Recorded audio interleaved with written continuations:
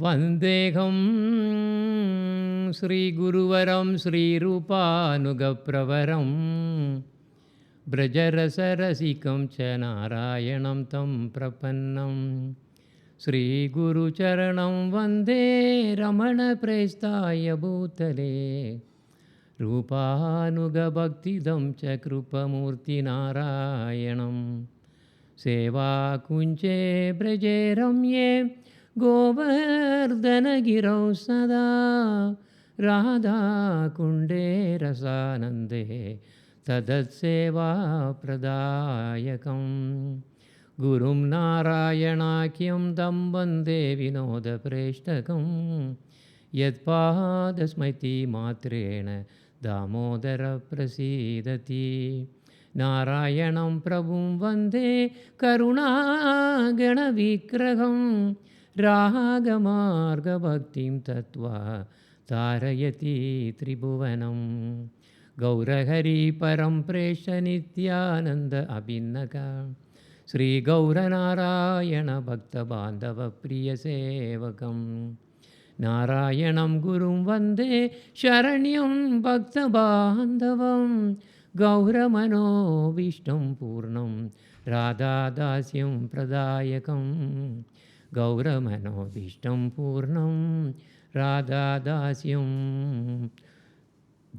प्रदायकं रूपानुगाचार्यवर्यं रूपमञ्जरी प्रेष्ठकं पतितपावनबान्धवा युगाचार्य नारायणं नमो ॐ विष्णुपादाय कृष्णप्रस्थाय भूतले श्रीमदे भक्तिवेदान्तस्वामिनिति नामिने ॐ अज्ञानतिमिरान्धस्य ज्ञानाञ्जनशलाकया चक्षुरुन्मिलितं येन तस्मै श्रीगुरवे नमः श्रीकृष्णचैतन्य प्रभु नित्यानन्द श्री अद्वैत गदाधर श्रीवासादि गौरभक्तवृन्द हरे कृष्णा कृष्णा कृष्णा हरे हरे हरे राम राम राम हरे हरे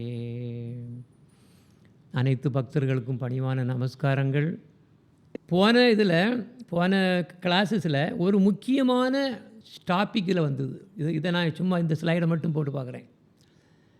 ஒரு வைஷ்ணவரோட நடத்தைகள் 4 வஸ்துக்களின் மேல் வெளிப்படுகின்றன அப்படின்னு படித்தோம். என்னதெல்லாம்? ஸ்ரீஹரி மேலே, அவரது பக்தர்கள் மேலே, ஜட இன்பங்களில் மூழ்கி உண்மையை அறியாதவர்கள் கூட, அதாவது சென்ஸ் என்ஜாயர்ஸ் கூட, அப்புறம் கிருஷ்ண பக்தி எதிரானவர்கள். அப்போ அவங்க ஒரு மத்தியம வைஷ்ணவர் இவங்ககிட்ட எப்படி வச்சுருப்பாங்க?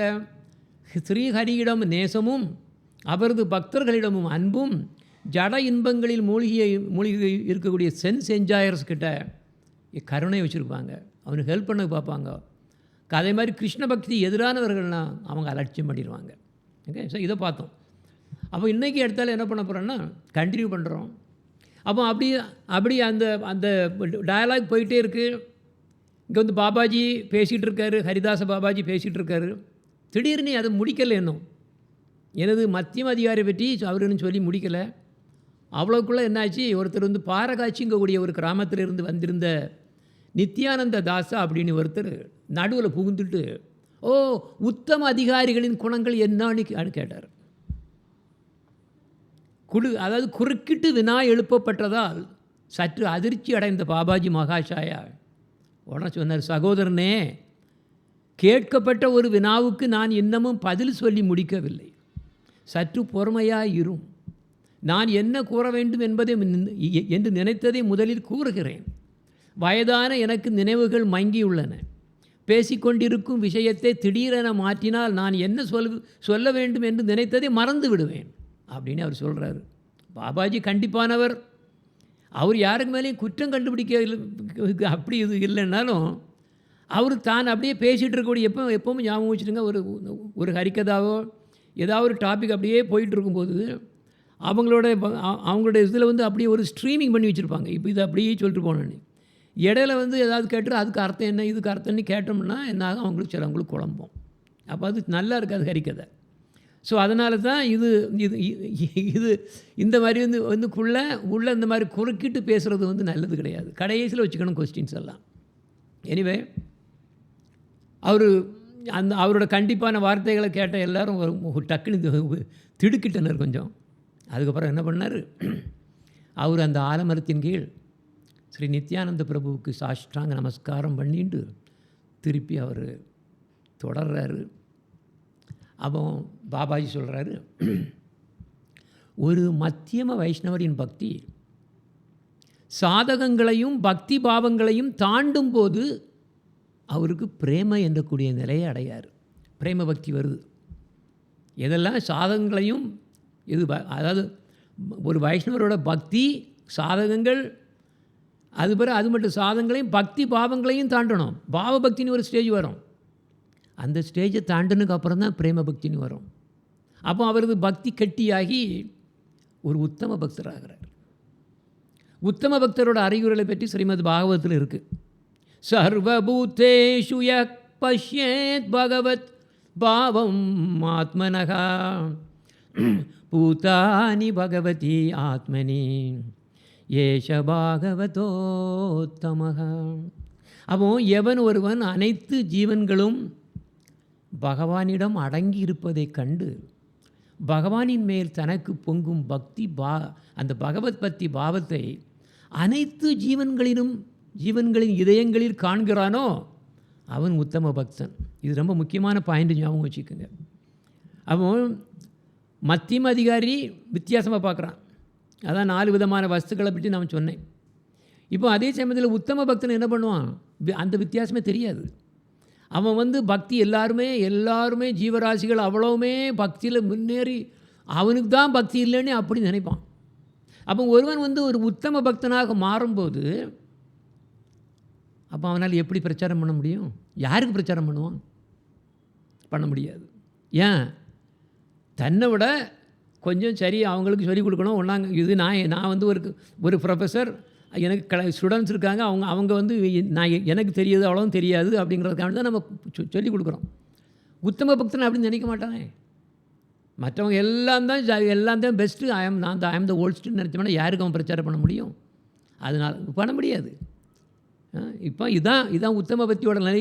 உத்தம பக்தரோட நிலை ரொம்ப டிஃபிகல்ட் டு அண்டர்ஸ்டாண்ட். அவன் ஒரு உத்தம பக்தனுடைய குணம் ரொம்பவும் மகிமையானது. அப்போ தன்னுடைய இஷ்ட ஈஸ்வரரின் மேல் தனக்கு இருக்கக்கூடிய பிரேம பக்தி மற்ற அனைத்து ஜீவன்களிலும் கூட அப்படி இருக்கதை அவன் பார்க்கான். அது மட்டுமல்ல, ஸ்ரீஹரி அனைத்து ஜீவன்களுக்கும் தன்னோட அளவற்ற கருணையை பொழிவதாகவும் யார்? ஸ்ரீஹரி எல்லா ஜீவன்களுக்கும் ஏகப்பட்ட கருணையை பொழிஞ்சிட்டே இருக்காருன்னு அவன் பார்க்குறான். அப்போ இந்த ஒரு உத்தம வைஷ்ணவருக்கு இந்த பிரேமமயமான எண்ணங்களை தவிர வேறு எந்த விதமான மனநிலைகளும் ஏற்படுவதில்லை. சில சமயம் சூழ்நிலைக்கு தகுந்தவாறு கொஞ்சம் மனநிலைகள் தோன்றினாலும் வித்தியாசமாக தோன்றினாலும் அது எல்லாமே பார்த்தீங்கன்னா பிரேமை சம்பந்தமாகத்தான் இருக்கும். இது டிஃபிகல்ட் டு அண்டர்ஸ்டாண்ட். உதாரணத்துக்காக நாம் சுகதேவ கோஸ்வாமி எடுத்துவிடுவோம். அவர் ஒரு உத்தம வைஷ்ணவர். அவர் கம்சனை வச்சு என்ன சொல்லியிருக்காரு? போஜ வம்சத்தின் ஒரு சாபக்கேடு கூட கடும் சொல்லலாம் சொல்லியிருக்காரு. இருந்தாலும் அவர் கிருஷ்ண பிரேமையிலால் அப்படி அதை வச்சு தான் அவர் சொல்லியிருக்காரு.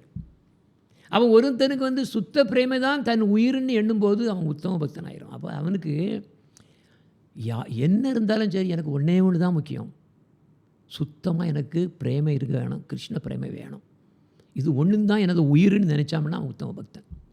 அவனுக்கு என்ன வரும்? அதாவது பிரச்சாரம் பண்ணதுக்கோ இதெல்லாம் இருக்காதுன்னு சொல்லுது. அப்போ இந்த உத்தம நிலையில் அவனுக்கு மத்தியம் அதிகாரம் போல அன்பு, தோழமை, கருணை, ஒதுக்குதல், நான் சொன்னபடியே 4 விதமான பொருட்கள் மேலே அவனுக்கு வித்தியாசமான இது இருக்கும். ஏன்னா ஹரிக்கு மேலே அன்பு, அவரோட பக்தருக்கு மேலே தோழமை, அப்புறம் மற்றவங்க சென்ஸ் என்ஜார்ஸ்கிட்ட கருணை இருக்கும். மற்ற பக்திக்கு எகென்ஸ்டாக உள்ளவங்களும் ஒதுக்கிடுவாங்க, அலட்சியமாக விட்டுருவாங்க. இந்த மாதிரி தெரியாது உத்தம பக்தனுக்கு. அப்போ ஏன்னா அவன் எப்பவும் பிரேமையிலே இருக்கான். அவர் கூட கண்ணில் கனிஷ்ட அதிகாரி, மத்தியம அதிகாரி, உத்தம அதிகாரி, வைஷ்ணவர்கள் எல்லாம் ஒன்றா தான் தெரியும். கேவலம் அவருக்கு ஒரு வைஷ்ணவருக்கும் வைஷ்ணவர் அல்லாதவருக்கும் கூட வித்தியாசம் தெரியாது. பாருங்க. அப்போ இந்த மாதிரி அவன் ஒரு பெரிய நிலை அடையான். அது அப்படி இருக்கிறது ரொம்ப சொற்பம். அந்த மாதிரி இருக்கக்கூடியவங்க ப்ரீச்சிங் பண்ண மாட்டாங்கன்னு நான் சொன்னேன். அப்போ ஏன் அவங்க ப்ரீச்சிங் பண்ண வராங்கன்னா, ஒரு காரணம், அதாவது கிருஷ்ணர் அவர்கிட்ட கிருஷ்ணரோ அவரோட குருவோ நீ பண்ணணுங்கிறதுக்காக வேண்டி அவங்க கீழே நமக்கு மேலே கருணையினால் அவங்க கீழே இறங்கி வராங்க. அப்போ இன்னொன்று பாருங்கோ, நல்லா கவனிங்கோ. ஒரு கனிஷ்ட வைஷ்ணவர் யார்? அப்போ தான் புதுசாக வரக்கூடியவங்க கனிஷ்ட பக்தர் வைஷ்ணவர். இல்லை கொஞ்சம் முன்னேறிட்டு இருக்கக்கூடிய முன்னேறினவங்க மத்தியம வைஷ்ணவர். உத்தம வைஷ்ணவர் பற்றி நம்ம படிச்சுட்ருக்கோம் இப்போ அவரோட லட்சணத்தை பற்றி. அப்போ இங்கே கனிஷ்ட வைஷ்ணவர்கள் மற்ற வைஷ்ணவர்களுக்கு சேவை செய்ய மாட்டார். ஏன்னா அவருக்கு தெரியாது, வித்தியாசம் தெரியாது. பெரிய அதாவது இந்த மத்தியம அதிகாரிக்கும் உத்தம அதிகாரிக்கும் வித்தியாசம் தெரியாது. ஆனால் இதே சமயத்தில் உத்தம வைஷ்ணவர் எப்படி இருப்பான்? ஒரு உண்மையான வைஷ்ணவருக்கும் வைஷ்ணவரே இல்லாதவர்களுக்கும் வித்தியாசம் தெரியாது. பார்த்திங்கன்னா அப்போ கனிஷ்ட அதிகாரிக்கும் உத்தம அதிகாரிக்கும் ஒரே மாதிரி நம்ம பார்க்குறோம், வெளிப்புறத்தில் பார்க்குறோம். ஆனால் இன்டர்னலி கம்ப்ளீட்லி டிஃப்ரெண்ட். புரியுதா? அப்போ அதனால் மத்தியம வைஷ்ணவர் மட்டும்தான் மற்ற வைஷ்ணவர்களுக்கு மரியாதை அளித்து சேவகம் பண்ணணும். அப்படி பண்ணலைன்னா அது பிரச்சனை. ஆக்சுவலாக கனிஷ்ட அதிகாரி கனிஷ்ட அதிகாரிக்கு தெரியாது, ஆனால் உத்தம அதிகாரி வித்தியாசம் தெரியாது. இதுதான் எல்லாம் ஒன்றும்பாங்க. அப்போ ஒரு மத்தியம வைஷ்ணவர் 3 விதமான வைஷ்ணவர்களுக்கு சேவை செய்யணும். கிருஷ்ண நாமத்தை ஒரு தடவையாவது சுத்தமாக ஜெயிக்கணும். எல்லோரும் இல்லை, சுத்தமாக ஜெபிக்கணும். அவனுக்கு என்ன பண்ணணும்? கொடுக்கணும். என்ன சேவை செய்யணும்? கிருஷ்ண நாமத்தை எப்போதும் தொடர்ந்து ஜபிச்சுட்டு இருக்கணும். அவருக்கும் என்ன சேவை செய்யணும். அது மட்டும் இல்லை, ஒருத்தர் பார்த்த உடனே கிருஷ்ண நாமத்தை ஜபிக்க வைப்பார். அவர் வந்தவுடனே அப்படியே தூக்கி அப்படியே ஹரே கிருஷ்ணான்னு சொல்ல வந்துடும். அவருக்கும் சேவை பண்ணணும். அப்போ இப்படி ஒரு வைஷ்ணவர் அவரோட நிலையை பொறுத்து சாதாரண வைஷ்ணவர், உயர்ந்த வைஷ்ணவர், மிகவும் உயர்ந்த வைஷ்ணவர், 3 விதமாக நம்ம பார்க்கலாம். அப்போ இதில் ஒரு மத்தியம வைஷ்ணவர் தான் மற்ற வைஷ்ணவர்களுக்கு அவர் நிலையை பார்த்து தக்கவாறு சேவை செய்யணும்னு நான் சொன்னேன். ஒரு உத்தம வைஷ்ணவர் எப்படி?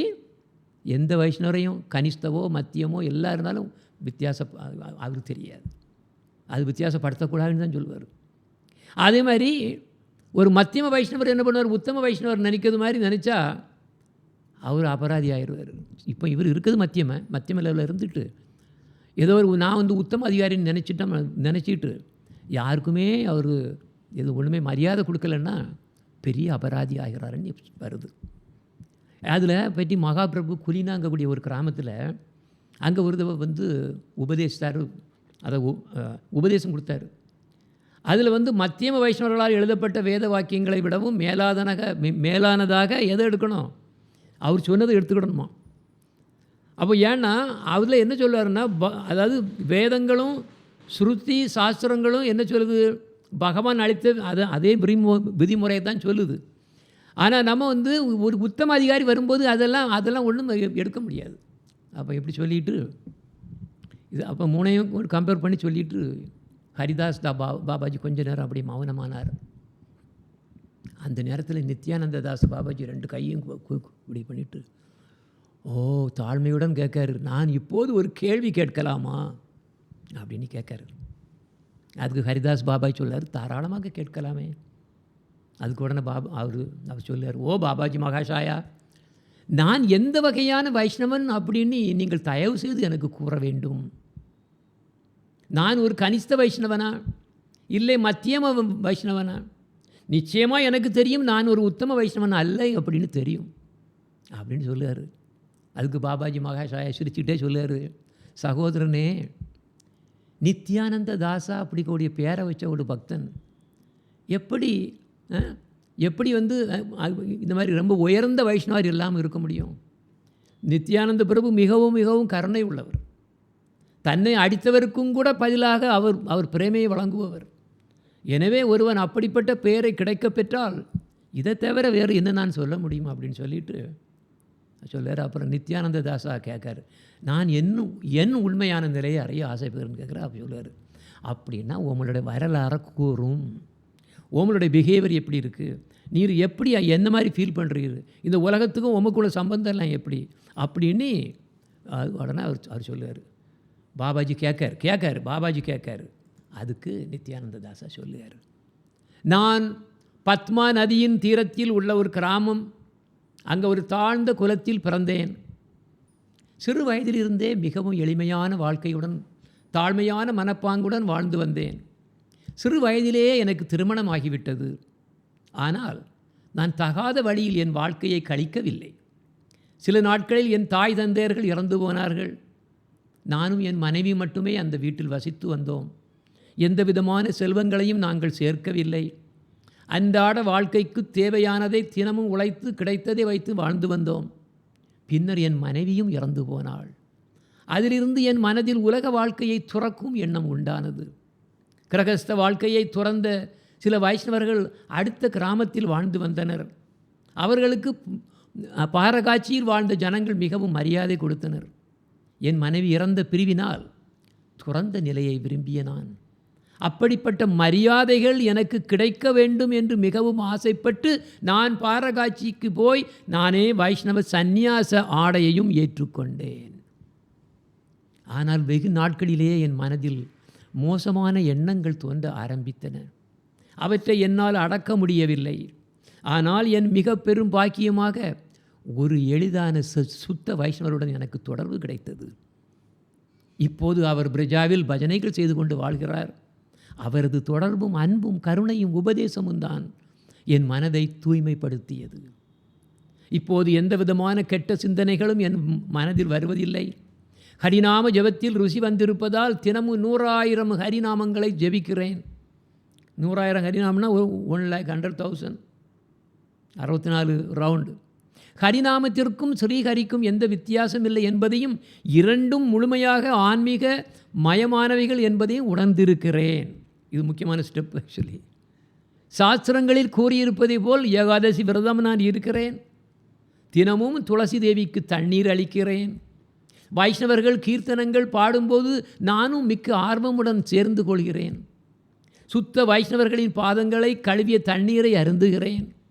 நித்தமும் பக்தி சாஸ்திரங்களை படிக்கிறேன். வாய்க்கு ருசியாக சாப்பிட வேண்டும் என்றோ, நன்றாக துணிமணிகள் உடுக்க வேண்டும் என்றோ எனக்கு எந்த விதமான ஆசைகளும் கிடையாது. ஜட உலக சம்பந்தமான பேச்சுக்களை கேட்பதிலோ பேசுவதிலோ எனக்கு அறவே விருப்பம் கிடையாது. வைஷ்ணவர்களின் பக்தி பரவசத்தை காணும் போதெல்லாம் கீழே அவர்களுடைய பாதங்களில் விழுந்து உருள வேண்டும் என்று ஆசைப்பட்டு சில சமயம் அப்படியே உருண்டிருக்கிறேன். ஆனால் அதை ஒரு பெருமையாக எண்ணி எனக்கு மதிப்பு கிடைப்பதற்காக செய்வேன். இப்போது நீங்கள் உங்கள் தீர்ப்பை கூறுங்கள் நிகழ்னர். எந்த வைஷ்ணவ நிலையில் நான் இருக்கிறேன்? நான் எவ்வாறு நடக்க வேண்டும்? இதை கேட்ட ஹரிதாஸ் பாபாஜி வைஷ்ணவதாச பாபாஜியை சிரித்துக்கிட்டு கேட்டார், நித்யானந்த தாசா எந்த வகையான வைஷ்ணவர்னு நீங்கள் சொல்லுங்க அப்படின்னு வைஷ்ணவதாச பாபாஜிட்ட இருக்கார். அப்போ வைஷ்ணவதாச பாபாஜி சொல்லார், நான் கேட்டவற்றை வைத்து பார்க்கும்போது நித்யானந்த தாசா கனிஷ்ட நிலையை தாண்டி மத்தியம நிலைக்கு வந்துள்ளார். உடனே நித்யானந்த தாசா என்ன ஒரு அப்படியே ஏகப்பட்ட சந்தோஷம், என்ன ஆச்சரியம். இன்று நான் என்னுடைய உண்மையான நிலையை வைஷ்ணவர்களுடைய வாயிலிருந்தே கேட்டுக்கொண்டு தெரிந்து கொண்டேன். நான் கொஞ்சம் கொஞ்சமாக முன்னேறி உத்தம நிலைக்கு வர உங்கள் அனைவரின் ஆசையை தயவு செய்து அருள வேண்டும் என்று அப்படின்னு கேட்கார். அதுக்கு சொல்லார் வைஷ்ணவதாசா சொல்கிறாரு திருப்பி, துறந்த வாழ்க்கையை நீவர் மேற்கொண்ட போது உமக்கு பெருமையிலும் புகழிலும் ஆசை இருந்ததால் துறவரத்துக்கு தகுதி இல்லாமல் போனீர். ஆனாலும் வைஷ்ணவர்களின் கருணையினால் உமக்கு மங்களங்கள் உண்டாயின. நித்யானந்த தாசா அப்புறம் சொல்றாரு, இப்போது கூட எனக்கு புகழ் கிடைக்க வேண்டும் என்று ஆசை உள்ளது. நான் பக்தி பரவசத்தினால் கண்ணீர் விட்டு ஜனங்களின் முன் அழுதால் எனக்கு நிறைய பேர்கள் மதிப்பு கொடுப்பார்கள் என்று ஆசைப்படுகிறேன். அதுக்கு பாபாஜி சொல்கிறாரு, இந்த ஆசையை நீ கண்டிப்பாக விட்டே ஆகணும், இல்லைன்னா கீழே விழுந்து மறுபடியும் கனிஷ்ட நிலைக்கு நீ போயிடுவார். மிகவும் பயங்கரமான அபாயம் உள்ளது. புகழாசை என்பது ஒரு வைஷ்ணவருக்கு மிக பெரும் கேடுகளை உண்டு பண்ணும். அது ஒரு எதிரி. ஒரு சாதகனை இது பற்றி கொண்டால் எளிதில் அவனை விட்டு விலகாது. மேலும் ஒருவனது எத்தகைய சேர்க்கை பக்தி விளம்பர காட்சியும் சாயாபாவ ஆபாஷ, அதுக்கு பேர் கொஞ்சம் கூட ஒரு சிறு சிறு சிறு துளி அளவு உண்மையான பக்தி பரவசத்துக்கு நிகராகாது. இந்த மாதிரி இருக்கக்கூடாது. உண்மையான பக்தி பரவசத்துக்கு இதெல்லாம் குப்பை. இதை கேட்ட நித்யானந்த தாசா, தயவு செய்து உங்கள் கருணையை எனக்கு காட்ட வேண்டும் அப்படின்னு சொல்லிட்டு ஹரிதாஸ் பாபாஜியோட பாத தூளிகளை தன் தலையில் மேல் போட்டுக்கொண்டார். இதை கண்ட பாபாஜி திடுக்கிட்டு எழுந்து நித்யானந்த தாசாவை கட்டிப்பிடித்து பின்னர் பக்கத்தில் மெதுவாக அமர வைத்து முதுகில் தட்டி கொடுத்தார். ஒரு வைஷ்ணவர் தொடுவதில் என்ன சக்தி! நித்யானந்த தாசாவின் கண்களில் இருந்து கண்ணீர் தாரை தாரையாக கொட்டின. பாபாஜியின் கண்களிலிருந்து கண்ணீர் பாய்ந்தது. அவரால் கண்ணீரை முயன்றும் கூட கட்டுப்படுத்த முடியவில்லை.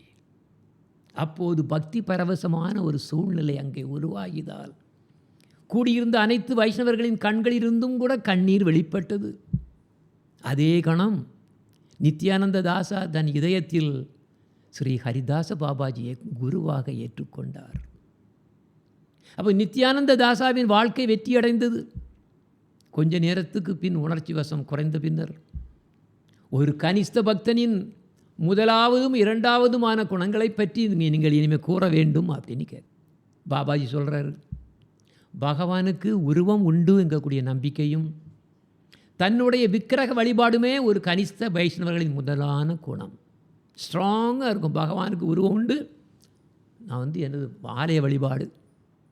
அதே மாதிரி பகவானின் குணங்களையும் முதல்ல என்னது, பகவானுக்கு உருவம் உண்டு அங்கக்கூடிய நம்பிக்கை, விக்கிரக வழிபாடில் ரொம்ப ஈடுபாடு, இதுதான் குணம்.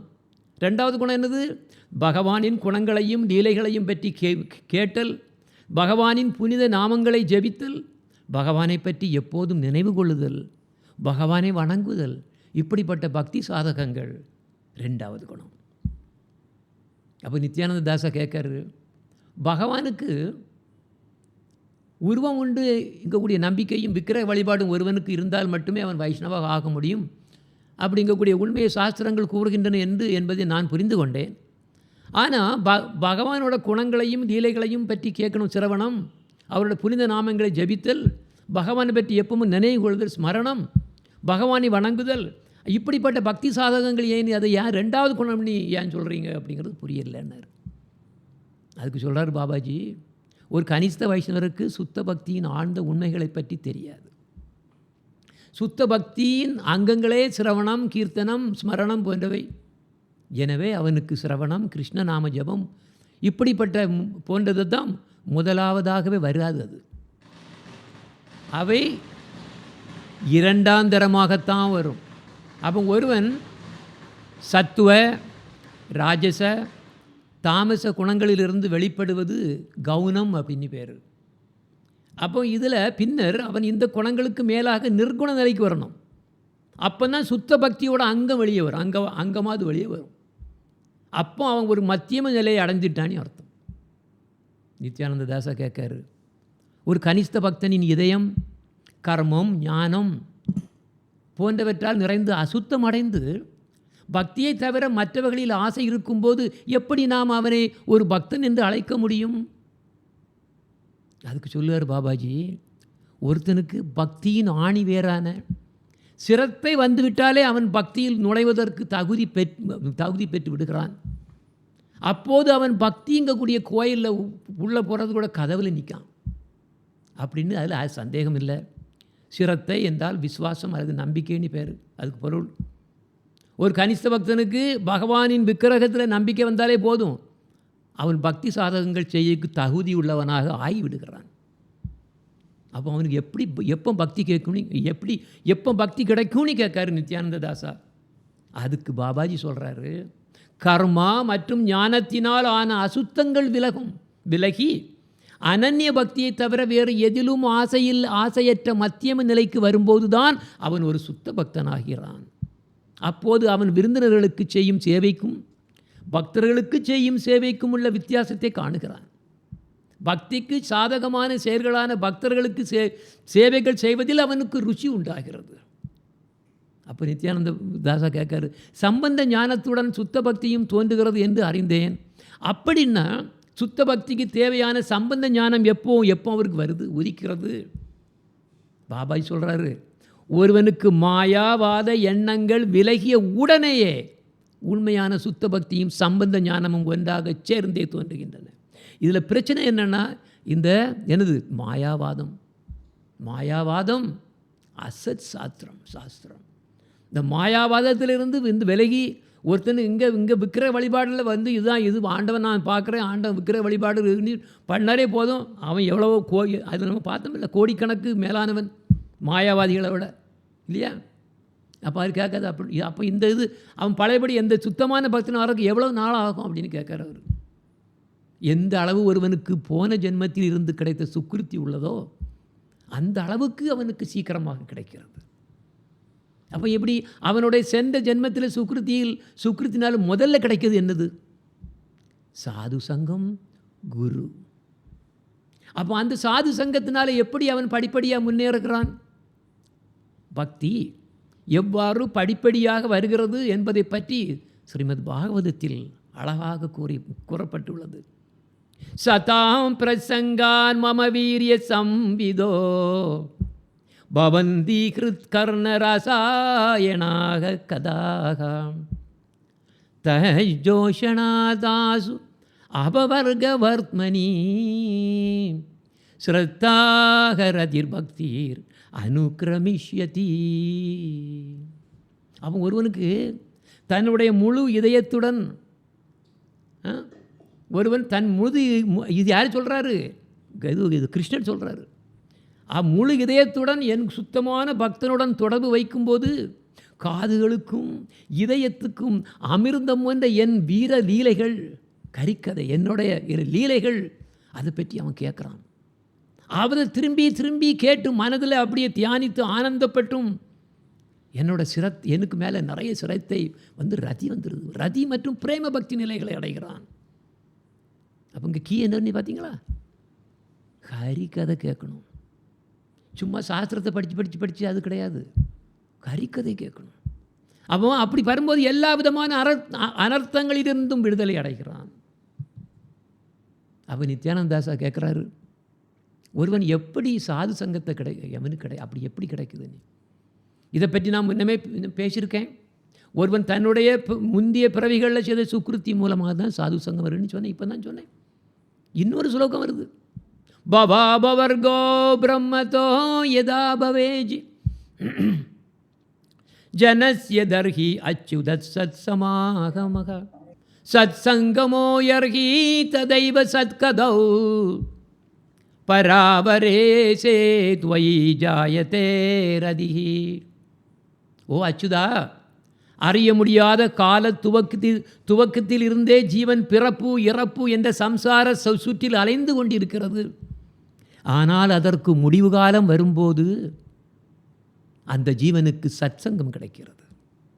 அப்போதிலிருந்து அந்த ஜீவன் ஆன்மீக மற்றும் ஜட உலகங்களுக்கெல்லாம் பரம இறைவனானவரும் சாதுக்களின் பரம குறிக்கோளுமான உம்மிடம் தொடர்பு கொள்வம் வருகிறது.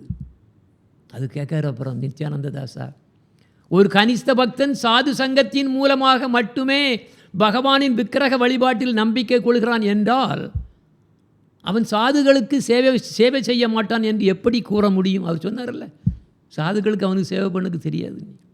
அவர் சொல்லுறாரு, ஒருவருக்கு அதிர்ஷ்டவசமாக சுக்ருதினால ஒரு சாது சங்கம் கிடைக்கிறது.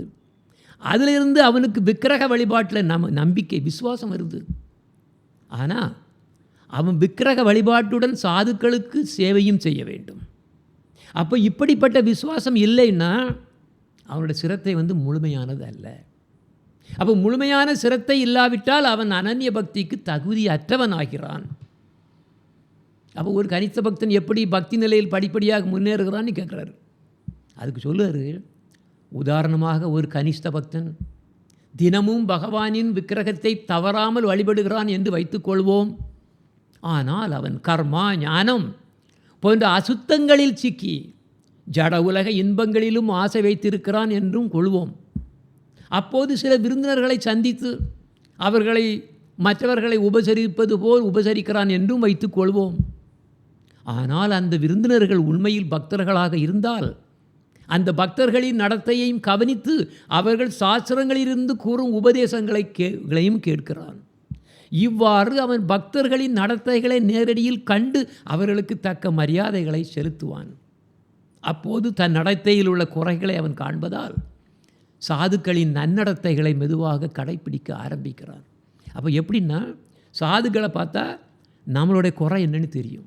அவங்களுடைய பிஹேவியரை பார்க்கும்போது நமக்கு நமக்கு இப்படி இல்லையா, அது நம்ம இப்படின்னு தெரியணும்.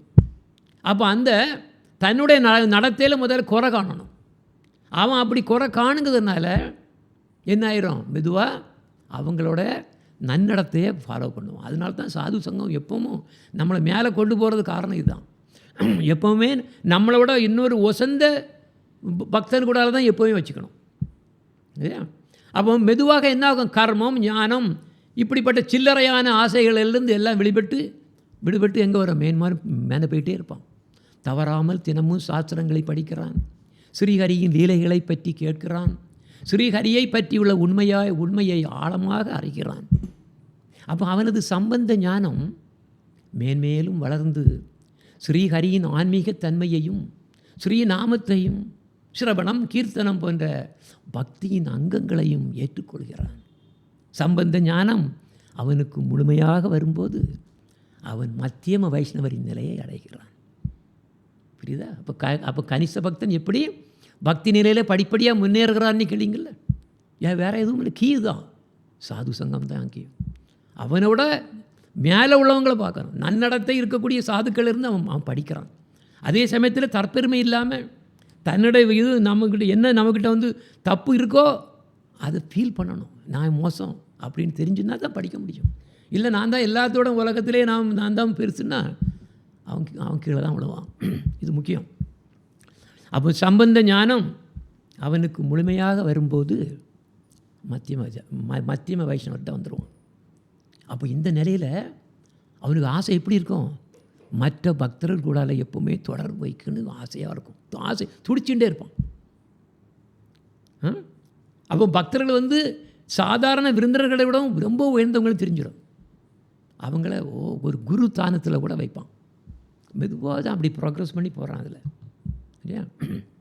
ஐவர் நித்யானந்த பிரபு கேட்காரு, பெரும்பாலான கனிஷ்ட பக்தர்கள் ஏன் முன்னேறுவதில்லை? உண்மை கரெக்டு. கனிஷ்ட பக்தர்கள் நிறைய பேர் கீழே தான் விழுறான். ஏன்னா துளசி மாலை போட்ட உடனே நான் கிரேட்டுன்னு எடுத்துகிட்டு அங்கே ஏதோ இந்த உலகத்திலே போய் நிற்கிற மாதிரி மேலே நிற்பான். இதுதான் ப்ராப்ளம். கனிஷ்ட அதிகாரி அன்னைக்கு தான் மாலை போட்டிருப்பான், அடுத்த நாளே யூடியூப் சேனல் ஆரம்பிச்சிருவான். எனக்கு என்னோடய குருவோடவும் ஜாஸ்தி தெரியும்னு அவனே யூடியூப் சேனல் ஆரம்பிச்சிருவான். நீங்கள் பார்த்தீங்கன்னா தெரியும் எத்தனை யூடியூப் சேனல். அதுக்கு அதுக்கு 2 நாளைக்கு முன்னால் தான் அதில் இதே துளசி மாலையே போட்டிருப்பான். அவருக்கு அது எல்லாம் ஆரம்பிச்சிடும். இது கனிஷ்ட அதிகாரிக்கு ஒரு பெரிய பிரச்சனை. கீழே விழுந்துகிட்டே இருப்பாங்க. அதனால தான் கேர்ஃபுல்லாக இருக்கணும். அவன் பாபாய் சொல்கிறாரு, ஒரு கனிஷ்ட பக்தன் ஹரிபக்திக்கு புறம்பானவர்களுடன் தொடர்பு வைத்தால் அவனது பக்தி சீக்கிரத்திலேயே கரைந்து போய்விடும். எப்பவும் ஞாபகம் வச்சுக்கோங்க, நமக்கு பக்தி இல்லை, நம்மளை விடையும் பக்தி ஜாஸ்தியாக உள்ளவங்கள்கிட்ட நம்ம அப்ரோச் பண்ணணும். இந்த ஆர்வம் இருக்கணும். எனக்கு எல்லாம் தெரியும், நான் மற்றவர்களுக்கு எல்லாம் நான் சொல்லிக் கொடுக்குறேன் அப்படின்னு அந்த மாதிரி இருக்கக்கூடாது. அப்போ அவனுக்கு கர்மம் ஞானம் இதிலெல்லாம் ஆர்வம் வந்துடும். இதுதான் ப்ராப்ளமே. அவன் கனிஷ்ட பக்தி எப்படி கீழே வாரான், அவன் நிறைய படிக்கணும், கர்மத்திலையும் பண்ணணும், கர்மம் இருக்கணும், ஞானத்திலையும் வரும், இதில் ஆர்வம் வந்துடும். இதனால தான் அவங்க பொத்தினி கீழே விழுறது. இல்லைன்னா அதிலே நின்றுடுவாங்க, அது மேலே போக முடியாது. அப்போ இப்போ கீ பாயிண்ட் என்னது, எப்போவுமே சாது சங்கம் தான். சாது சங்கம் சர்வசாஸ்திர கயா, லவ மாத்திர சாது சங்க சர்வசித்தி கயா. இது அசைக்க முடியாத ஒரு பாக்கியம். அப்போ நித்யானந்தாசா கேட்கறது, அப்போ எந்த சமயத்தில் இப்படி ஏன் இப்படி நடக்குது கீழே உள்ளது இல்லை. அப்போ சொல்லுறது, ஹரிபக்திக்கு புறம்பானவர்களுடனும் பக்தர்களுடன் சரிசமமாக தொடர்பு வைப்பதே இதற்கு காரணம். இங்கே நல்லா சேன் பண்ணுவான், அங்கே போய் என்ன பண்ணுவான், கல்யாண வீட்டுக்கு போய் அட்டன் பண்ண, கல்யாண வீட்டுக்கு போவான், பார்ட்டி நடக்கும், பர்த்டே பார்ட்டி போவான். பார்த்தீங்களா, இதுதான் வித்தியாசம். அதான் நான் அந்த படம் போட்டு உங்களுக்கு காணிக்கிறேன் இதை. அப்போ சத்சங்கத்தில் இருக்கணும். நீ அசர் சங்கத்தில் போயாச்சுன்னு ரெண்டே நீ இந்த பக்கம் ஒரு கால் அந்த பக்கம் ஒரு கால் இருந்துன்னா ஒன்று என்ன ரொம்ப சுத்தமாக கிடப்பார் போயிடும். அதான் சொல்கிறார். அதுதான் காரணம். சரி, அப்படின்னா அவனது நிச்சயமான முன்னேற்றத்துக்கு எது உதவும்? அவன் ஹரிபக்தர்களுடன் அதிகமாக தொடர்பு வைக்கும்போது அவனது முன்னேற்றம் மிகவும் வேகமாக இருக்கும் அப்படின்னு பதில் கொடுக்காரு. அப்போ அவர் கேட்காரு, பாவச் செயல்கள் செய்யக்கூடிய மனிதர்களுடனும் புண்ணிய செயல்கள் செய்யும் மனிதர்களுடனும் அவன் எப்படி மிங்கிள் பண்ணுவான், எப்படி பண்ணுவான்? அதுக்கு பாபாய் சொல்கிறாரு, ஒரு கனிஷ்ட பக்தன் தன்னுடைய ஆரம்ப நிலையில் இருக்கும்போது பாவச் செயல்கள் செய்யும் மனிதர்களுடன் வைக்கும் தொடர்பும் புண்ணிய செயல்கள் செய்யும் மனிதர்களுடன் வைக்கும் தொடர்பும் எப்படி இருக்குமா? கர்மிகளுடனும் ஞானிகளுடனும் வைக்கும் தொடர்பை போலவே தான் இருக்கும். ஆனால் அவன் ஹரிபக்தியில் முன்னேறும்போது இந்த மனநிலை மாறி ஸ்ரீஹரியை சந்தோஷப்படுத்துவது மட்டுமே முக்கியம் அப்படின்னு அவன் உணர்றான். அப்புறம் கேட்காரு நித்யானந்த, ஏன் குருதேவரே, இப்போது நான் கனிஷ்ட பக்தரின் நிலைமை பற்றி அறிந்து கொண்டேன். இனி தயவு செய்து மத்தியம அதிகார பக்தரின் அடையாளங்கள் என்னவென்று கூற வேண்டும். அதுக்கு சொல்கிறாரு, எப்படி வருது? பாபாஜி சொல்கிறாரு, ஒரு மத்தியம பக்தனுக்கு ஸ்ரீகிருஷ்ணரிடம் அனன்ய பக்தி இருக்கும். அப்போ அனன்ய பக்தினா என்னது? ஸ்ரீகிருஷ்ணரை தவிர எனக்கு வேறு யாரும் கடவுள் கிடையாது, அவரை தவிர எனக்கு எதுவுமே கிடையாது, அவர் தான் என்னோட உயிரோட உயிர். அப்போ அவன் அதே சமயத்தில் அவன் வாழ்ந்துட்டு இருக்கான். எப்படி? மற்ற பக்தர்களுடன் வைக்கும் தொடர்புகளை 4 விதங்களாக அறியலாம். ஆத்ம புத்தி, மமத புத்தி, இஜ்ய புத்தி, தீர்த்த புத்தினி 4 விதமாக இருக்குது. ஆத்ம புத்தின்னா கிருஷ்ண பக்தர்கள் தன்னுடைய உயிரை விடவும் மேலாக தெரியும். நமக்கு உயிரை விடவும் மேலாக தெரியும் கிருஷ்ண பக்தர்கள்னா. அது ஆத்ம புத்தி. மமத புத்தின்னா ரொம்ப நெருக்கமாக இருக்கும். எனக்கு கிருஷ்ண பக்தர்கள் தான் எனக்கு சொந்தம், மமதம் இருக்கும். தொடர்பு ரொம்ப நெருக்கமாக இருக்கும், அதை விடவே மாட்டாங்க. அவங்கள லைஃப்பில் இந்த பிறந்தது கூட ஒரே இது காரணம், என்னோட பக்தர்களோட சங்கங்களால் தான் நான் வாழ்கிறேன் அப்படின்னு இருக்கும். தான் மமத புத்தி. இஜ்ஜ புத்தின்னு என்னது? அவ்வளவு கிருஷ்ண பக்தர்களும் வழிபட தகுந்தவர்கள் அப்படிங்கக்கூடிய எண்ணம் வரும். அப்புறம் தீர்த்த புத்தினா என்ன? கிருஷ்ண பக்தர்களை போய் பார்க்குறதும் புண்ணிய ஸ்தலங்களுக்கெல்லாம் போய் அங்கே பாரதுக்கும் எல்லாம் ஒன்று தான் அப்படின்னு வரும். அது தீர்த்த புத்தி. அது மட்டும் இல்லை, ஒரு மத்தியம பக்தன் கிருஷ்ண பக்தியை பற்றி அறியாதவர்களிடம் கருணை காட்டுவான், நம்ம பார்த்தோம். ஆனால் கிருஷ்ண பக்திக்கு புறம்பானவர்களிடம் அவன் என்ன பண்ணுவான்? விலையிடுவான், அலட்சியம் பண்ணுவான்னு பார்த்தோம் இல்லை? அப்போ ஒருத்தன் சம்பந்த ஞானத்தை பெற்று முறையாக பக்தி சாதகங்கள் அதான் அபிதேயா பண்ணி அவனுக்கு கிருஷ்ண பிரேமேங்கக்கூடிய ஒரு பலம் பிரயோஜனம் கிடைக்கி. அப்போ இதுதான் மத்தியம அதிகாரியின் முறை. அது மட்டும் இல்லை, மத்தியம பக்தர்கள் மற்ற பக்தர்கள் கூட ஹரிநாம கீர்த்தனங்கள் இதெல்லாம் பண்ணும்போது எந்த விதமான அபராதமும் நடந்து விடாமல் அங்கே கேர்ஃபுல்லாக இருப்பாங்க அவங்க. ஓகே, அவருக்கு அப்புறம் கேட்கறது, அப்போ ஒரு மத்தியம பக்தனோட 2ஆம் தரமான குணங்கள் என்ன? அவருக்கு பாபாய் சொல்கிறாரு, மத்தியம பக்தனுக்கு 2ஆம் தரமான குணம் எப்படி அவன் தன் வாழ்க்கையை நடத்துகிறான் என்பதை பற்றி. தன் வாழ்க்கையை அவன் ஸ்ரீகிருஷ்ணருக்காக முழுவதும் அர்ப்பணிப்பதுடன் தன் பக்திக்கு சாதகமான செயல்களை மட்டுமே செய்வான். அப்படின்னா அவர் கேட்காரு, அப்படின்னா ஏதாவது பாப செயலை ஏதாவது சொல்லிட்டு என்ன அபராதங்களை செய்ய முடியுமா, நடக்குமா? அப்படி ஆரம்ப நிலையில் இருக்கும்போது சில சமயங்களில் பாவ செயல்களிலும் அபராதங்களை விளைவிக்கும் செயல்களிலும் ஈடுபட வாய்ப்பு உண்டு. ஆனால் அவன் படிப்படியாக முன்னேறும்போது அவையெல்லாம் மறைந்துவிடும். உதாரணமாக நாம் பட்டாணியை அரைக்கும்போது முதலில் பெரிய பெரிய துண்டுகளை பார்க்கிறோம். ஆனால் அதை நல்லா அரைக்க பெரிய துண்டு எல்லாம் மறைஞ்சி எல்லாமே அரைபட்டு போகும். அப்புறம் பெரிய துண்டெல்லாம் பார்க்க முடியாது. இதே மாதிரி தான் மத்தியம பக்தர்களுடைய அபராதங்களும் அவன் முன்னேறும்போது அபராதங்கள் தோன்றுவதில்லை. அப்போ மத்தியம பக்தரோட ஒரு முக்கியமான குணம் என்னது? யுக்த வைராக்கியம். அப்போ நல்ல ஞாபகம் வைங்க, யுக்த வைராக்கியம். வைராக்கியம் இருக்கும். அதான் அந்த 4 விதமான இதை நம்ம பார்த்தோம், புத்திஸ். அப்போ நித்யானந்த தாஸா கேட்காரு, கர்மம், ஞானம் மற்றும் சில்லற ஆசைகளில் கூட மத்திய பக்தனுக்கு விருப்பம் இருக்குமா? நீ பாபாஜி சொல்கிறாரு, அவன் ஆரம்ப நிலையில் இருக்கும்போது இவை கொஞ்சம் இருக்கலாம். ஆனால் போக போக அது எல்லாம் வேரோடு பிடுங்கப்பட்டு போயிடும், எல்லாம் போயிடும். கர்மம், ஞானம் இது சம்பந்தமான எண்ணங்கள் அவ்வப்போது கொஞ்சம் தோன்றினாலும் கூட கடைசியில் எல்லாம் நிர்மலமாகிவிடும். அப்போ அப்படிப்பட்ட பக்தர்கள் உயிர் வாழ்வதற்கு கூட விரும்புவார்களா? அப்படி வாழ்ந்தாலும் எதற்காக அவர்கள் வாழுகிறார்கள்? அதுக்கு பாபாஜி சொல்கிறாரு, உண்மையில் அவர்களுக்கு உயிர் வாழ்வதற்கோ இறப்பதற்கோ விருப்பம் கிடையாது. தங்கள் பஜனை வாழ்வு மட்டுமே அவர்களுடைய விருப்பம். அப்படின்னா ஏன் அவர்கள் இறப்பதற்கு விரும்பவில்லை? இந்த உலகத்தில் வாழ்ந்து என்ன சந்தோஷம் ஒருவனுக்கு கிடைக்கிறது? இறந்தால் அவர்களுக்கு ஸ்ரீகிருஷ்ணரின் கருணையினால் ஆன்மீக சொர்வம்தான் லகுவாக கிடைக்குமே. அதுக்கு பாபாஜி சொல்கிறாரு, அவர்களுக்கென்று தனியாக எந்த ஆசையும் கிடையாது. அவர்களின் ஆசையெல்லாம் ஒன்றே ஒன்று தான், ஸ்ரீகிருஷ்ணரின் விருப்பம் போல் எல்லாம் நடக்கட்டும், எல்லாமே ஸ்ரீகிருஷ்ணரின் விருப்பத்தின்படியே நடக்கட்டும். அப்படிங்கக்கூடிய நம்பிக்கையில் அவர்கள் இருப்பாங்க. தனக்கு என்ன நடந்தாலும் அது கிருஷ்ணரின் விருப்பத்தின் மட்டுமே நடக்கும் என்ற பரிபூரணமாக நம்பிக்கை அவங்களுக்கு உண்டு. தன்னிச்சையாக எதையும் நாடமாட்டார்கள். அப்போ கேட்கார் அவர்,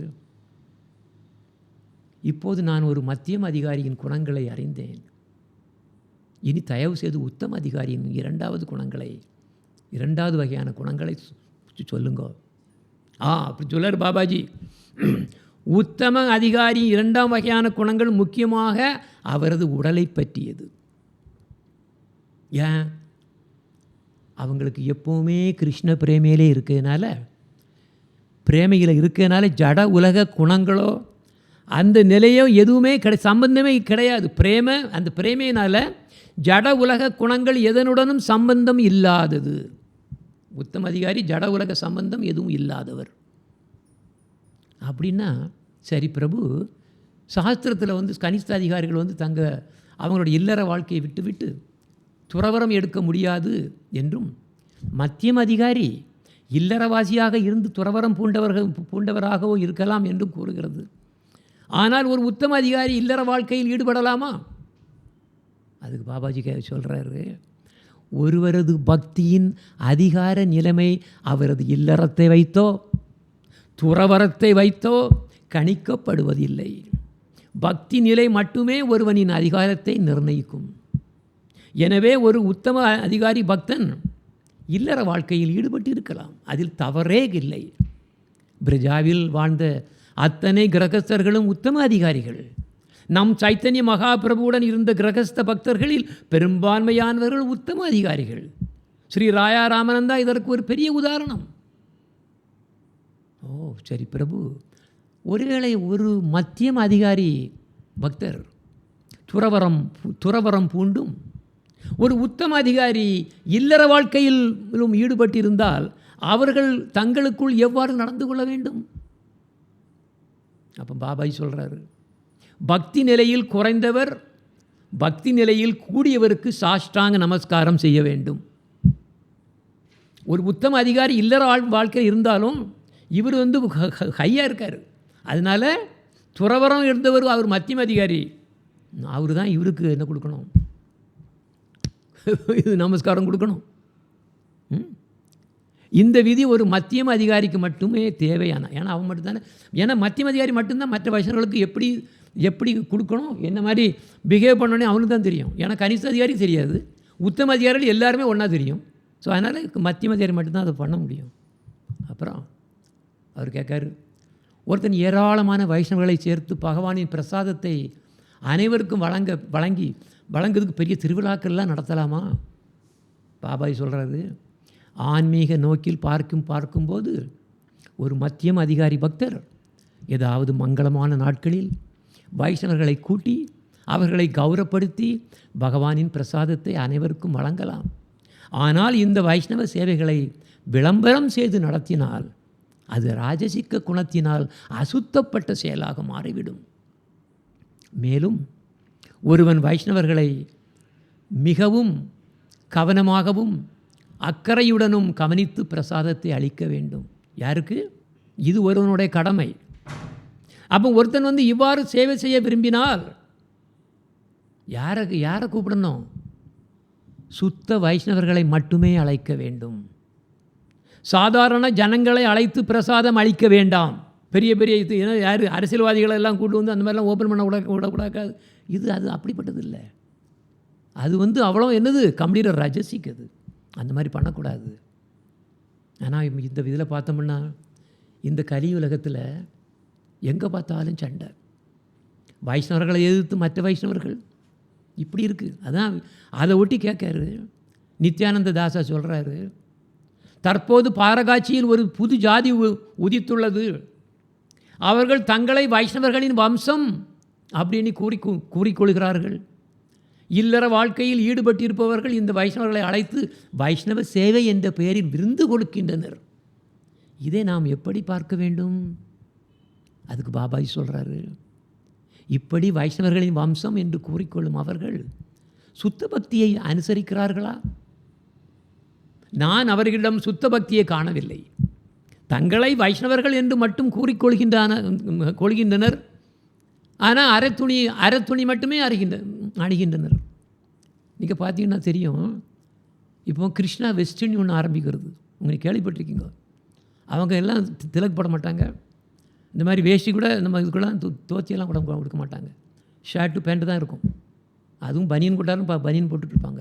ஏன்னா பெஸ்ட்டில் இருந்தால் கிருஷ்ணா இது கான்சியஸ் இப்படி தான் இருக்கணும் அப்படின்னு நினச்சி பண்ணுறாங்க. பெருசாக இருக்குது. அப்போ எனிவே அதை விடுவோம். பாபாஜி அப்போ சொல்லுவார், இது என்ன வினோதம், இது சரியல்ல. கனிஷ்ட பக்தர்களுக்கு உண்மையான வைஷ்ணவர் யார் என்பதை கண்டுகொள்ள முடியாத காரணத்தால் தான் இது இப்படி நடக்கிறது. நீங்கள் பார்த்தா தெரியும், உண்மையே தெரியும். சில நிறுவனங்களுக்கு உத்தம பக்தர்கள் உத்தம வைஷ்ணவரோட மகிமை தெரியாது. அவரை அவமதிக்காங்க. அவமதித்து வைஷ்ணவ ஆபாரத்தை உண்டு பண்ணுறாங்க. என்ன பண்ணுறது?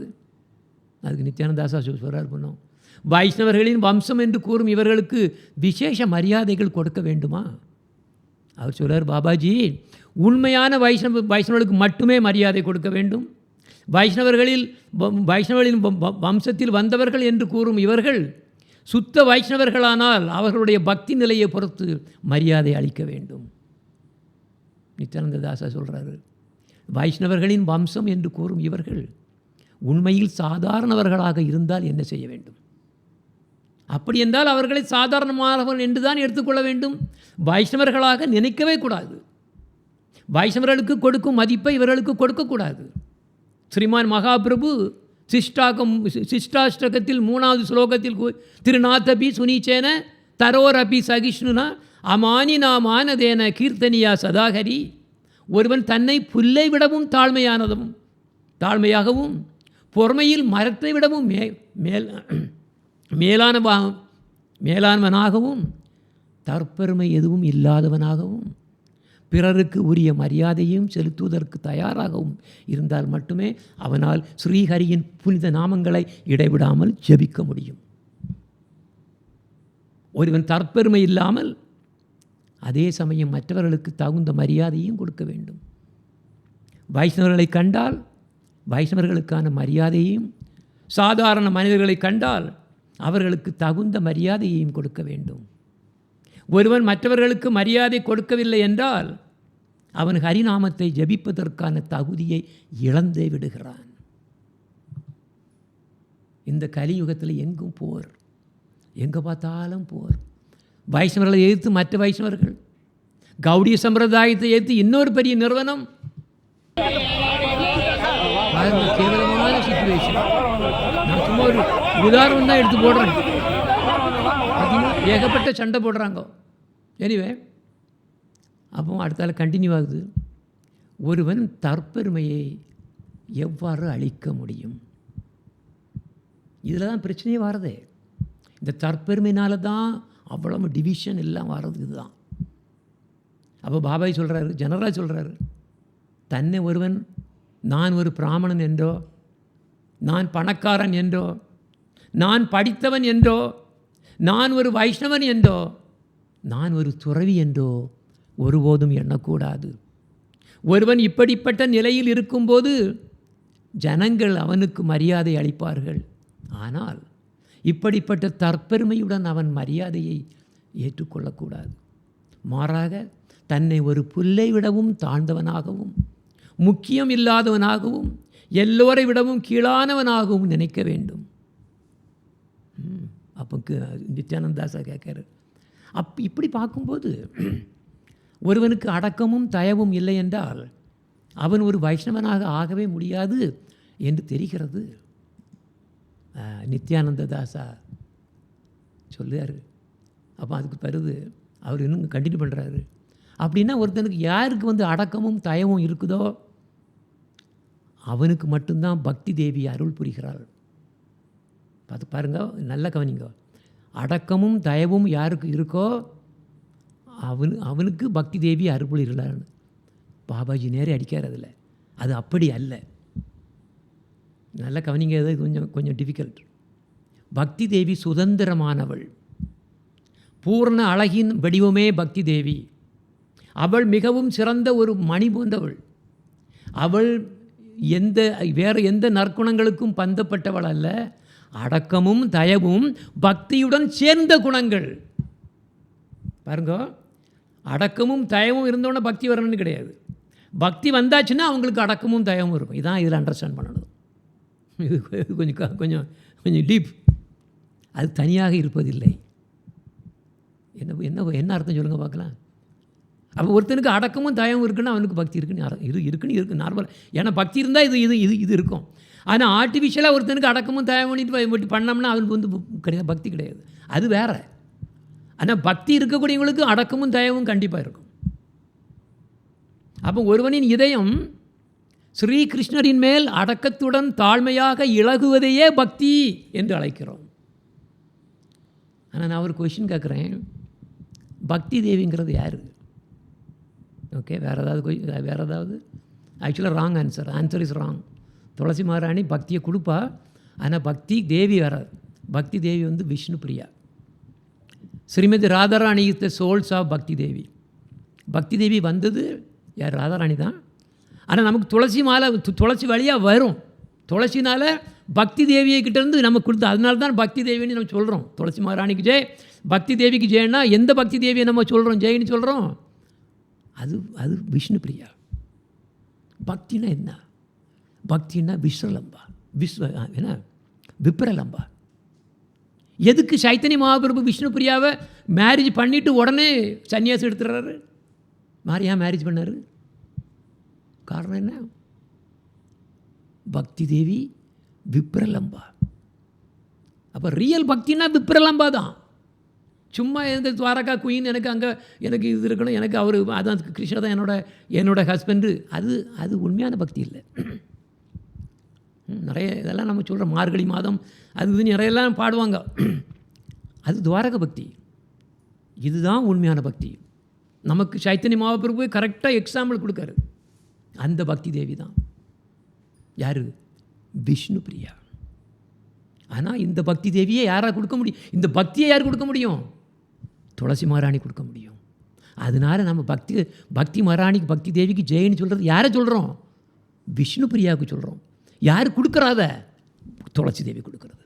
துளசி தேவி பக்தி ராணி, பக்தி இது இல்லை, தேவி இல்லை, பக்தி தேவி விஷ்ணு பிரியா. ஓகே, சரி, இப்போ சீக்கிரம் டைம் ஆகிட்டே போய்ட்டு இருக்குது. அப்போ பக்தி தேவி இண்டிபெண்ட்டாக அப்பியர் ஆகிறது கிடையாது. எப்படி பக்தி தேவி எப்படி கீழே வருதுன்னா குரு வைஷ்ணவா கூட தான் வரும். குரு கிருஷ்ண பிரசாதே பாயா பக்தி லதா பீஜா. நம்ம படிச்சிருக்கோமே, குரு கிருஷ்ண பிரசாதே பாயா பக்தி லதா பீஜா. இன்னொன்று பக்தி தேவி இண்டிபெண்ட், யாரும் ஃபோர்ஸ் பண்ண முடியாது. ஆனால் இதே சமயத்தில் இன்னொரு கொஸ்டின் கேட்க, நம்ம உண்மையிலேயே பக்தி தேவியை வழிபடுறோம்? அது ஒரு ஆன்சர் வந்தது இப்போ கரெக்டாக. இந்த பிரபு ஸ்ரீ ராதா ஷியாம் சுந்தர் பிரபு சொன்னது, இது பக்தி தேவியை வழிபடுறோம். துளசி மகாராணி வழியா? ஏன்னா இதில் நல்லா பாருங்க, இந்த இந்த இந்த இது ஸ்லைடை பாருங்க. பக்தி தேவியை நாம் எவ்வாறு வழிபடுகிறோம்? துளசி பூஜை பண்ணுறோம், துளசி சேவா பண்ணுறோம். துளசி சேவா, துளசி பூஜா, பக்தி தேவியை இது வழியாக நம்ம வழிபடுறோம். ஏன்னா துளசி தேவி நமக்கு வந்து கான்ட்ராக்டர். அவன் நான் என்ன பண்ண பக்தி கொடுக்க முடியும் எப்படி? ஆனால் பக்தி தேவி வந்து விஷ்ணு பிரியா தான். அப்புறம் ரெண்டாவது குரு பூஜை. காலையில் மங்களாரத்திக்கு அப்புறம் குரு பூஜை நடக்கும், துளசி பூஜை நடக்கும். எல்லா இதுலேயும் அங்கே எல்லாம் நம்ம எங்கள் டெம்பிள், எல்லா டெம்பிள்லேயும் அப்படி தான் இருக்கும். என்ன பண்ணுவாங்க? குரு பூஜை, துளசி பூஜை, அதுக்கப்புறம் நாம சங்கீர்த்தன்.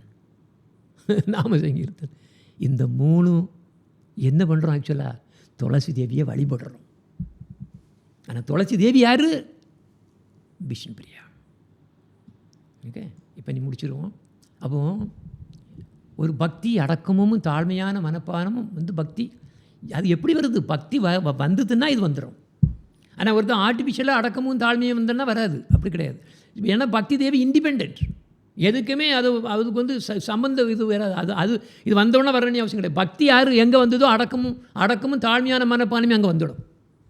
அப்போ நான் ஒரு கிருஷ்ணரின் சேவகன், நான் ஒரு தாழ்மையானவன், என்னிடம் எதுவுமே கிடையாது, எனக்கு எல்லாமே ஸ்ரீ கிருஷ்ணர் தான் அப்படின்னு எண்ணுவதைத்தான் என்னது தைனியம். அதுக்கு பேர் தைனியான்னு பேர். அதாவது அடக்கம்னு அர்த்தம். அப்போ ஒருவனோட இதயம் ஸ்ரீகிருஷ்ணரின் மேல் அடக்கத்துடனும் தாழ்மையாக இழகுவதைத்தான் பக்தின்னு சொல்கிறோம். எல்லா ஜீவன்களும் கிருஷ்ணரோட சேவர்கள். அப்போ இதை ஒருத்தன் உணர்ந்த அனைத்து ஜீவன்கள் எல்லாம் உணர்ந்த ஒருவன் எல்லா ஜீவன்களுக்கு மேலேயும் கருணை காட்டுவான், தயவு இருக்கும். அந்த தயவும் பக்தியில் தான் அடங்குது. தைனியம் அல்லது அடக்கம், அது மாதிரி தயவு. அடக்கத்துக்கும் தயவுக்கும் இடையில் இருப்பது ஷமா என்னும் மன்னிக்கும் குணம். நானோ மிகவும் தாழ்ந்தவன், நான் எப்படி ஒருவனுக்கு தண்டனை அளிக்க முடியும் என்ற மனப்பாங்கு தன் கருணையுடன் சேரும்போது அப்போது தானாகவே மன்னிக்கும் தன்மை வந்து விடுகிறது. எனவே மன்னிக்கும் தன்மையும் பக்தியின் அங்கமாக வந்து விடுகிறது. ஸ்ரீகிருஷ்ணர் சத்தியம், அதேபோல் ஜீவன்கள் ஸ்ரீகிருஷ்ணரின் சேவர்கள் என்பதும் சத்தியம். இந்த ஜட உலகங்கள் ஜீவன்களின் ஒரு தற்காலிகமாக வாழும் இடம் என்பதும் சத்தியம். அப்படி என்றால் பக்தியும் சத்தியம். ஏனென்றால் ஜீவன்களுக்கு ஸ்ரீகிருஷ்ணனிடம் இருக்கும் சம்பந்தத்தை தழுவியதே பக்தி. எனவே உண்மை, அடக்கம், தயவு, மன்னித்தல், இந்த 4 குணங்களும் அடங்கியதே பக்தி. அப்போ அப்படிப்பட்ட பக்தர்கள் எப்படி கிடைக்குதோ மற்ற பக்தர்கள் வழியாக தான் நமக்கு கிடைக்கும். அப்போ நமக்கு என்ன இதில் பீட்டிங் என்னது? அடக்கம், தயவு, மன்னித்தல். அப்போ ஒருத்தன் வந்து அப்போ நான் ஒரு வைஷ்ணவன் அப்படின்னு ஒருத்தன் அப்படி நினைக்கிறான்னு வச்சுக்குங்க, சொல்லுங்க, அது பக்தியா? அவனுக்கு பக்தி இருக்கா உண்மையிலே?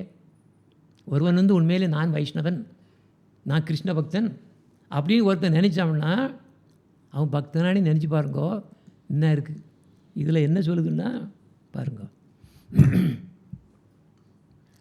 கிருபா கரோ வைஷ்ணவ டாகூர் संबंध ज्ञानिया बजिते बजिते अभिमान खाओ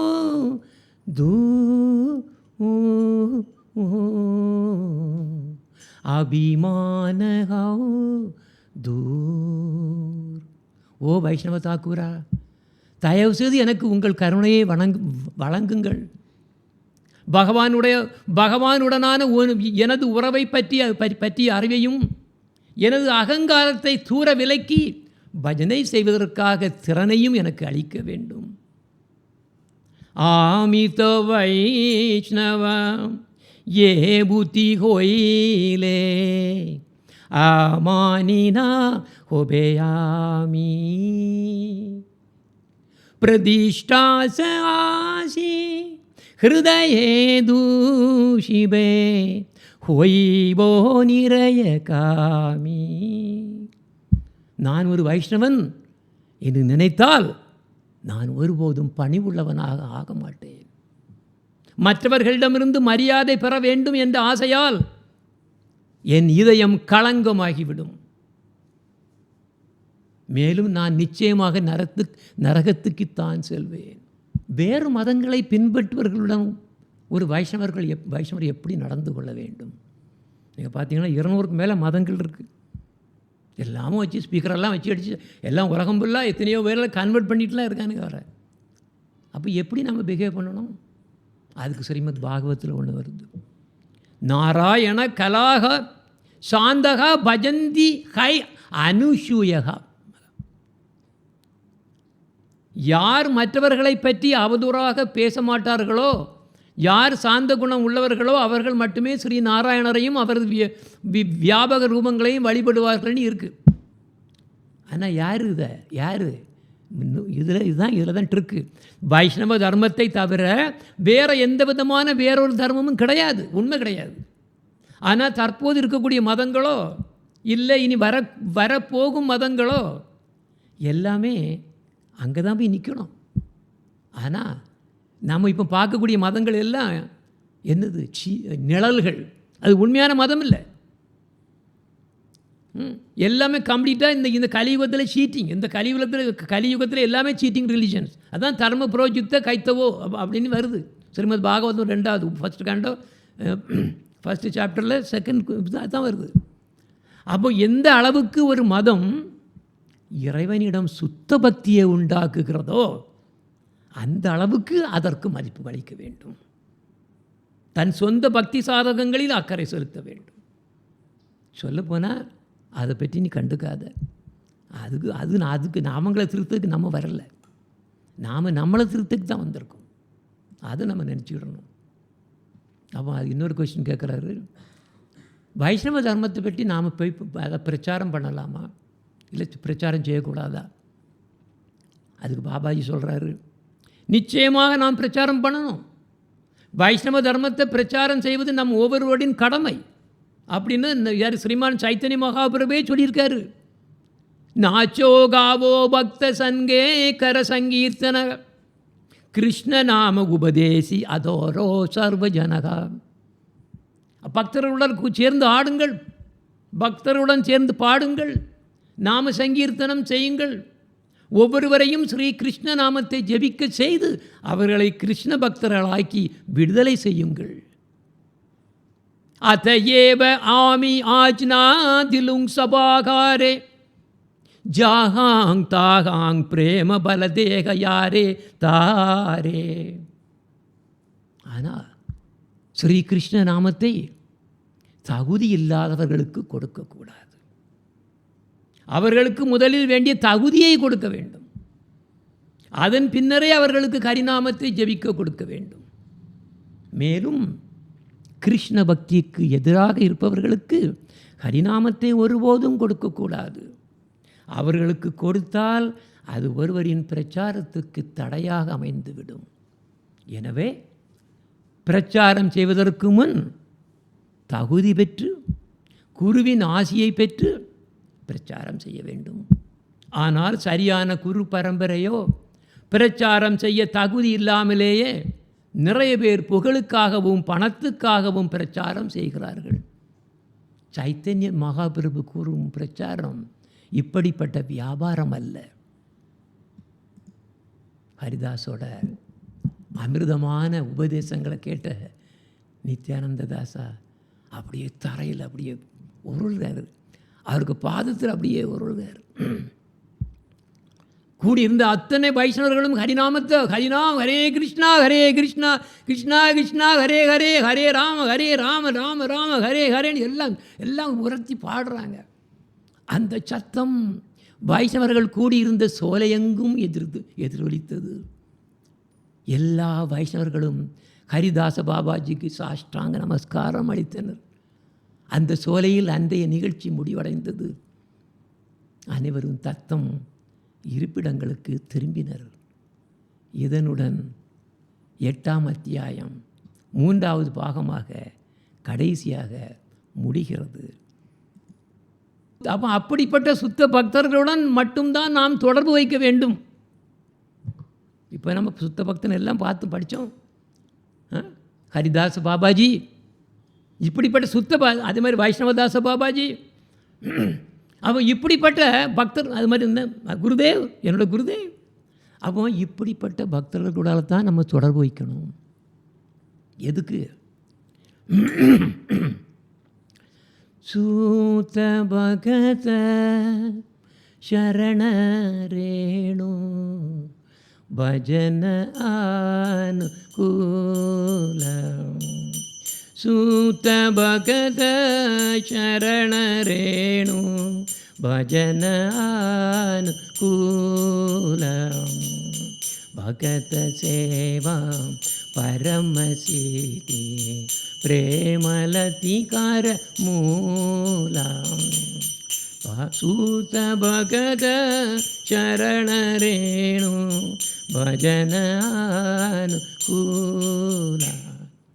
தூய பக்தர்களின் தாமரை பாதங்களின் தூசியும் உற்சாகமான பக்தி தொண்டும் மிக உயர்ந்த பக்தர்களுக்கு செய்யும் சேவையும் பக்தி எனும் கொடியின் வேர்களாகும். இதில் முன்னால் உள்ள மூணு அனுபலவி போன கிளாஸில் பாடுறதுனால இன்றைக்கி மிச்சம் உள்ள 4 மட்டும்தான் பாடுறோம்.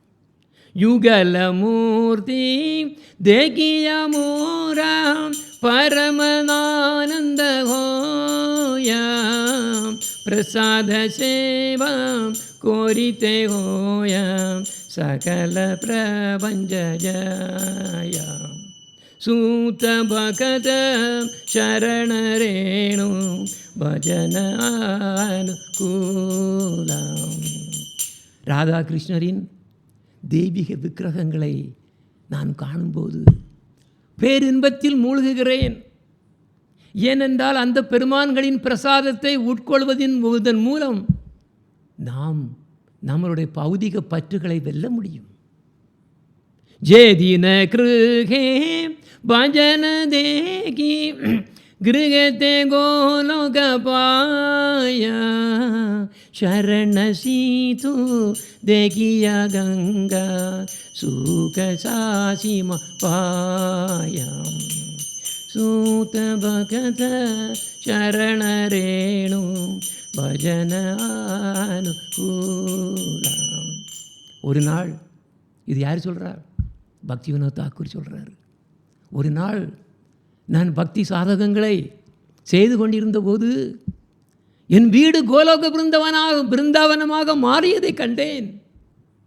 விக்கிரகத்தின் சாரணாமிருத்தத்தை நான் பருகும்போது விஷ்ணுவின் பாதங்களிலிருந்து வரும் புனித கங்கை நீரை காண்கிறேன்.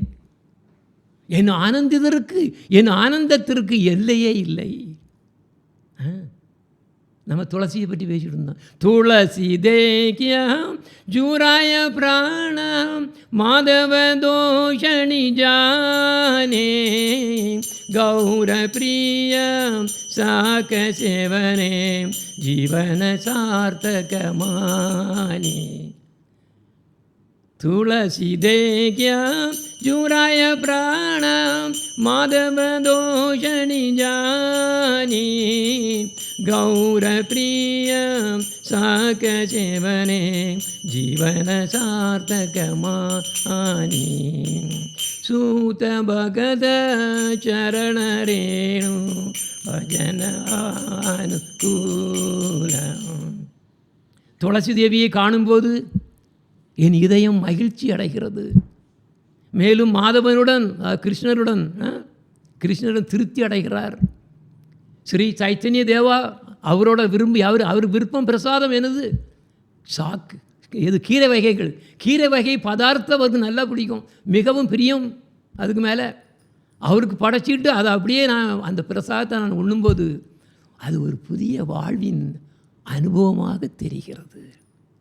பகதி வினோதம் கிருஷ்ண பஜனே அனுகூல பயஜாம் பிரதி திவசே பரம சுகே ஸ்வீகார கோரயதா. பக்தி வினோதர் இப்படி கூறி முடிக்கிறார்.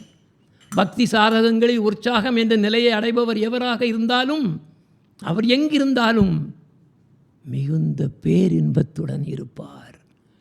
சூத பகத சரணரேணு பஜனானு கூலா. சரி, ரெடியாக இருந்துடுங்க. இப்போ கேள்வி. கனிஷ்ட பக்தன் ஹரிபக்திக்கு புறம்பானவர்களுடன் தொடர்பு வைத்தால் என்ன ஆகும்? நீங்கள் அன்மியூட் பண்ணிடுங்க.